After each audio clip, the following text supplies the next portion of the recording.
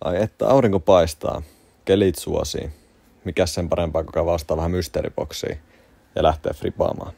Platinaboksi tosiaan ostettu, pari driveria oltiin toivottu. Eka löytyi Latitude European Pro Tour Stampin Trespassi. Sitten löytyy kaveriksi Latitudelta myös Lauri Lehtisen stampillä Explorer. Molemmat oli uudelluntoisia. Paitsi tuossa Explorerissa oli vähän tussia. Sitten löytyy Rebel Diskin Finger Driveri, 25,90 hintaa. Sitten löytyy Midaria sinne drivereitten kanssa, eli Excel Diskin Habu prototype. Ja viimeisenä vielä toinen Midari, Innovan Champion Mako Kolone. On muuten halpa hinta, vaan 13,90 ton kuntoisesta kiekosta.